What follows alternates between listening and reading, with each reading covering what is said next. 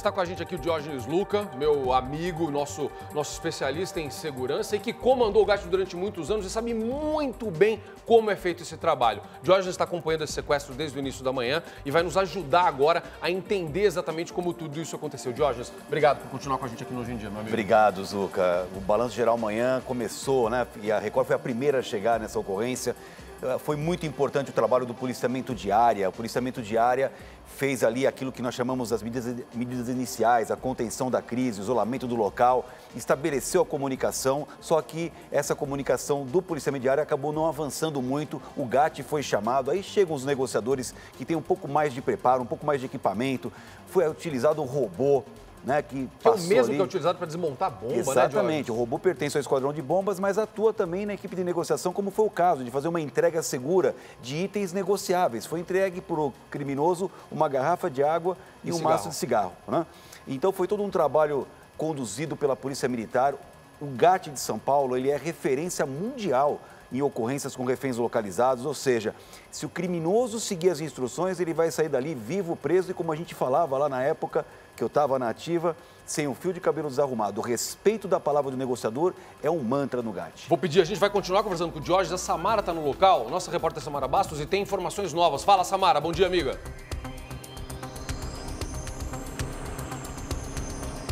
Oi, Samara. Oi, Zucatelli, bom dia.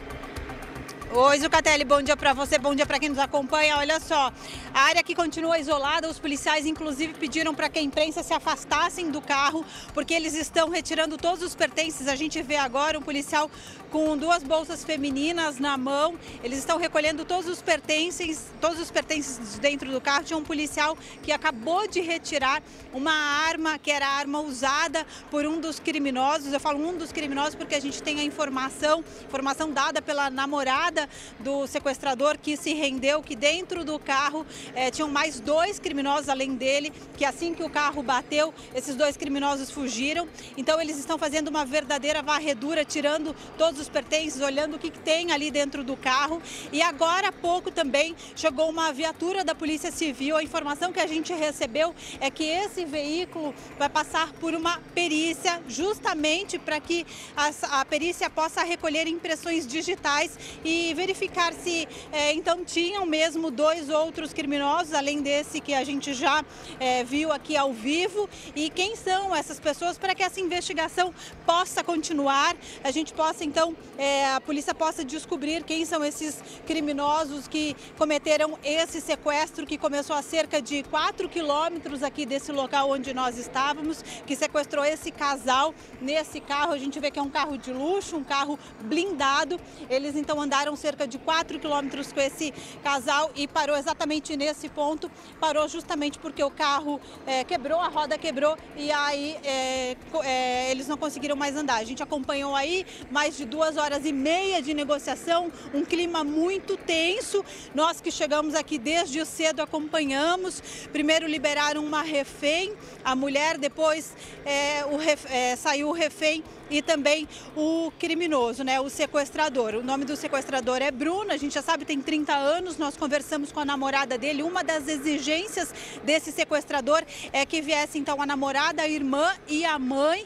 Todas estavam aqui muito abaladas, claro, né? Ninguém quer ver um familiar nessa situação, mas mesmo assim ele demorou muito para entregar os reféns e também se render. Agora, nesse momento, chove aqui na zona norte de São Paulo, mas a polícia continua aqui fazendo todo esse trabalho, a área completamente isolada, muitos policiais, e a gente continua aqui acompanhando todo esse trabalho, e qualquer novidade nós voltamos. É com vocês, Zucatelli. Microfone aberto para você, Samara. Qualquer novidade, nos interrompa aqui. Vamos repassar para você entender direitinho. Esse casal foi rendido, portanto, por 3 criminosos. As informações vão sendo atualizadas. Quando a gente começou hoje em dia, a gente tinha informação de dois homens e uma mulher, os criminosos. Agora a gente acabou de ouvir o pessoal do GAT dizendo que não. Eram 3 homens, 2 deles fugiram no momento da colisão. E o terceiro, que é o Bruno, que se rendeu agora, que você acabou de ver nas imagens, ficou com o casal, ficou armado com o casal dentro do veículo, obrigando obrigando o casal a fazer transferências bancárias. Os outros dois fugiram.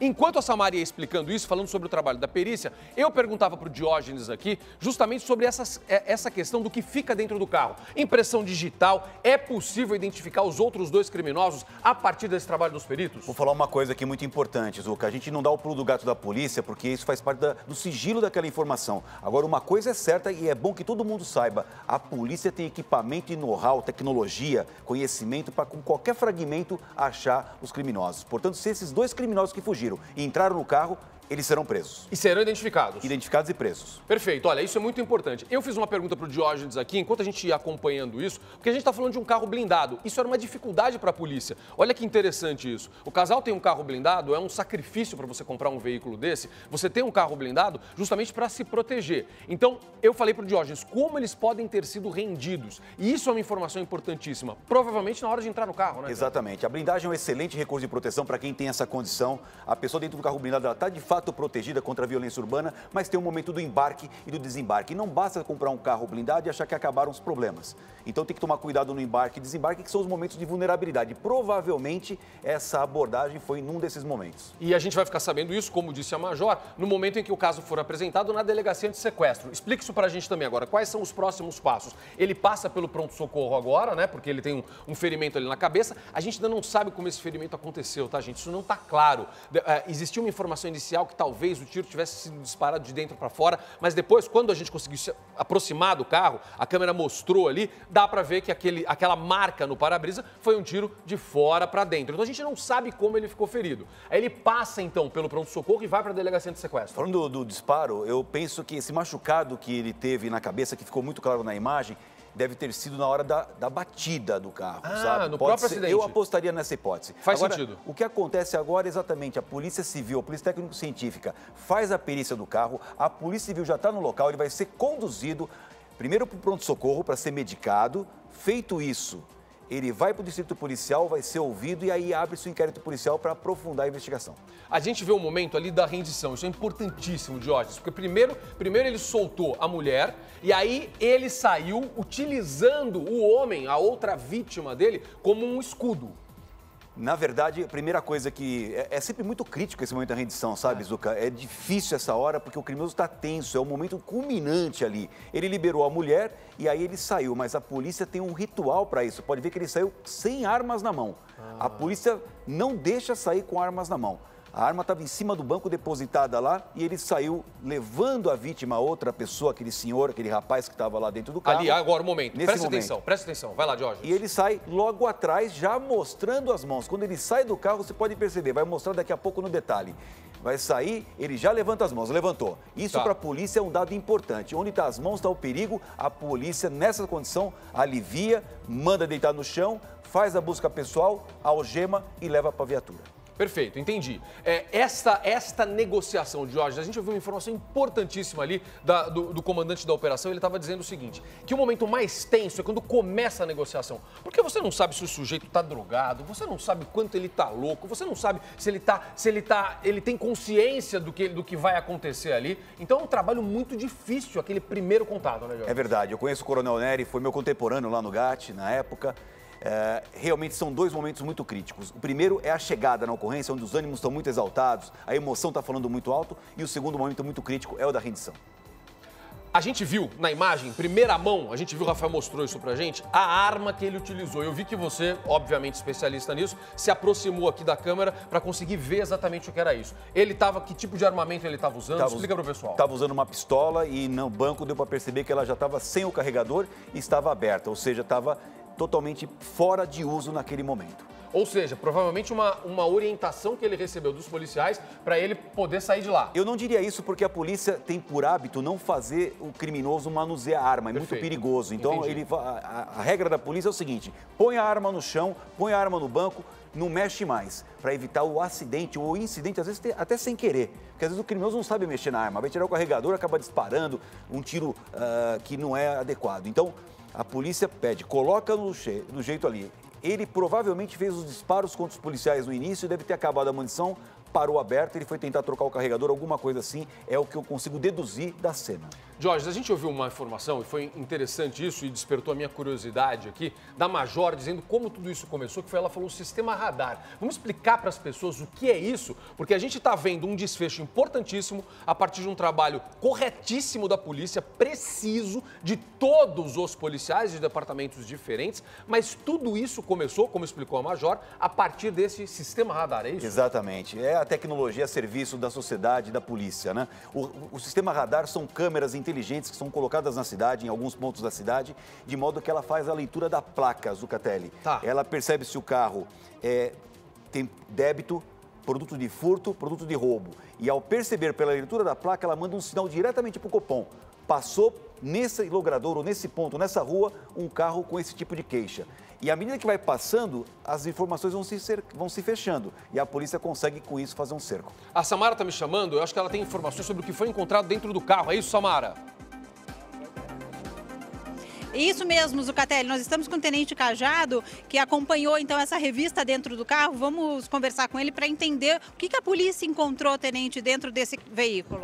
A gente encontrou a arma do meliante, tinha uma pistola, algumas chaves de carro, que a gente vai confirmar ainda com as vítimas se são dela ou se são produtos de outros veículos possivelmente aí envolvidos na prática delituosa, e os celulares das vítimas completamente destruídos aí. O ladrão chegou a quebrar o chip e destruir os celulares aí, com a finalidade aí de esconder aí os rastros aí das transferências aí que foram realizadas. A gente já consegue ter uma ideia de qual é o prejuízo dessas vítimas? Não, ainda não. As vítimas ainda estão sendo atendidas ainda pelas equipes de resgate, né? Estavam muito abaladas.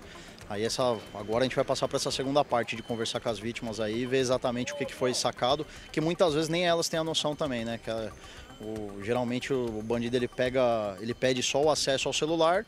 Ela cede ao celular, ele vai fazendo as transações, então, no final das contas, às vezes nem as vítimas ainda sabem o tamanho do prejuízo. Tenente, e como é que foi essa negociação para ele se entregar? Foram mais de 2h30, uma negociação tensa, difícil, a gente acompanhou tudo aqui, mas como é que foi essa negociação? Ele estava irredutível, né? Não queria sair com a gente num primeiro momento. Segundo informações aí, o indivíduo já tem algum tempo para cumprir de prisão, muito provavelmente não queria voltar para a prisão. Mas não tinha jeito, estava cercado, ele podia ficar aqui 10 horas, um dia, 2 dias, ele vai acabar saindo preso daqui.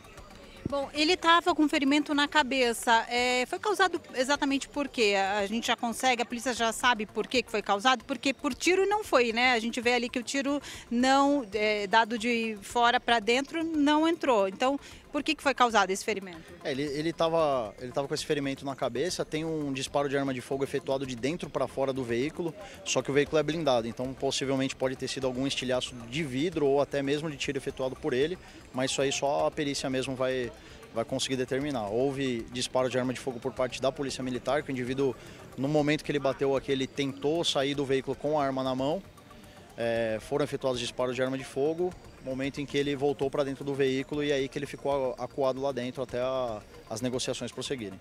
O casal saiu sem ferimentos, né? Sim, as vítimas a princípio estão sem ferimentos físicos. Ok, Tenente, muito obrigada aqui pela sua participação ao vivo. Zucatelli. Obrigado, Samara. Tenente Cajado, muito obrigado. Obrigado por conversar com a gente.